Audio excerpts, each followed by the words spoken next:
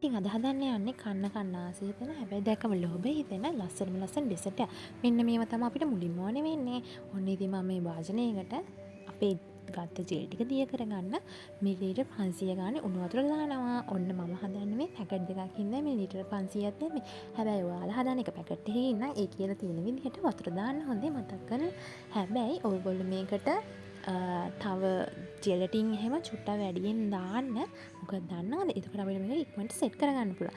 නැත්නම් ඔයගොල්ලෝ තියෙන ප්‍රමාණයට වැඩිය අඩුවෙන් වතුර දාන්න. එතකොටත් අපිට මේක ඉක්මනට සෙට් කරගන්න පුළුවන්. හොඳේ. මට ඉතින් අමතක වුණානේ දෙකම කරන්න. ඉතින් ඒකෙන් හින්දා මට මේක සෙට් කරගන්න ගොඩක් වෙලා ගියා.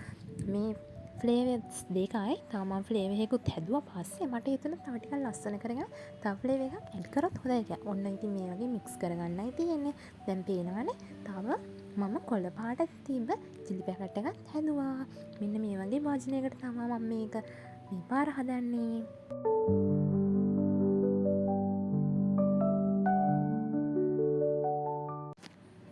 සාමාන්‍ය ප්‍රමාණයේ තීරුවක් වගේ වෙන විදිහට තාලි වල ඔයාලට තියෙන මේ වගේ බබල්ස් ටික අයින් කරන්න. මම ඉතින් හැන්ඩකින් ටිකක් අයින් කරා. එතකොට අපිට ගානට නීට් එකට අපේ පුදින්නෙන් ගන්න පුළුවන් නේ. ඔන්න ඉතින් ඒක ෆ්‍රිජ් එකට දාලා ඉවරලා මෙන්න මේ මම ලොකු මිල්ක් මේඩ් ටින් එකක් තමයි මේ පාර ගත්තේ. මෙන්න මේ මිල්ක් මේඩ් ටින් එක අරගෙන මතක් කරලා චුට්ටක් රහ බලන්න හොඳේ. මොකද ඉතින් මිල්ක් මේඩ් ගන්න අපි හැමෝම ආසයිනේ. ඊට පස්සේ මිල්ක් මේඩ් එක දාලා ඉවර වෙලා ඔන්න ඉතින් එකටම කප් එකේ ප්‍රමාණයටම උණු වතුර දාන්නයි තියෙන්නේ. ඊට පස්සේ ඒකට හොඳට මික්ස් එකක් දෙන්න.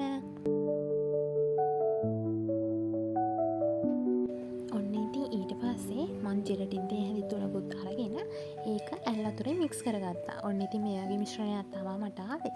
ඊට පස්සේ මම ඒකට උණු වතුර කෝප් 4න් 3ක් විතරක් දැම්මා. දාලි වෙලා හොඳට මික්ස් කරගෙන ඉවර වෙලා ඔන්න ඉතින් ඒක අපිට තියෙන්නේ අපේ කිරි මිශ්‍රණයට දාගන්න.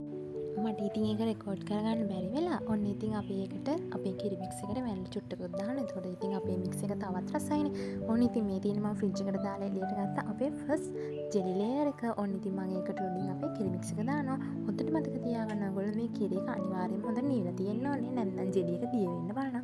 අනිත් දේ තමයි ජෙලි එකත් හොඳටම සෙට් වෙලා තියෙනවා. තවත් දේවල් හදන්න තිබ්බ හින්දා මට මැද්දේ ඒවා නම් ලේයර්ස් හදන විදිය වීඩියෝ කරගන්න හම්බුනේ නැහැ.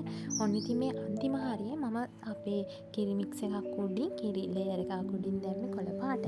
කොළ පාටත් මම හැදුවා කියලා මම ඔයගොල්ලන්ට කිව්වනේ. හැබැයි පස්සේ ඔන්න ඉතින් මේ කොළ පාට ලේයර් එක දාලා ඉවර වෙලා ඒකත් ෆ්‍රිජ් එකට දාන්නයි තියෙන්නේ. ඔන්න ඉතින් ෆ්‍රිජ් එකේ දාලා ගත්ත ලේයර් එකට තමයි කොළ පාට මම මේ උඩින් කිරි මික්ස් එක දාන්නේ. හැබැයි ඔයගොල්ලන්ට පේනවා නේද චුට්ටක් විතර කොළ පාට ලේයර් එක හයි වෙලා තියෙනවා මදි. ඒ කියන්නේ සෙට් වෙලා මදි කියන එක. ඉතින් ඒ වෙලාවට වෙලාවක් තිබ්බේ නැහැ මේක තව මේක ෆ්‍රිජ් එකේ දාලා ඉවරලා ගන්න. ඒකෙන් තමයි මම ඉතින් එහෙමම දැම්මේ. මොකද මැද්දේ කෑලි කපද්දී ඒක ගොඩක් පේන්න නැති වෙයි කියලා මට හිතුණා. මේ තියෙන්නේ ඒ ලේයර් එක උඩින් මම රතු පාට ලේයර් එකක් දැම්මා. මට හිතුණා රතු පාට ලේයර් එක තමයි උඩටම හරියන්නේ කියලා. මම ඉතින් රතු පාට ලේයර් එකක් දැම්මා. මෙන්න මේ ලේසිම ලේසි පුඩිම ඔයාලත් ඉතින් try කරලා බලන්න.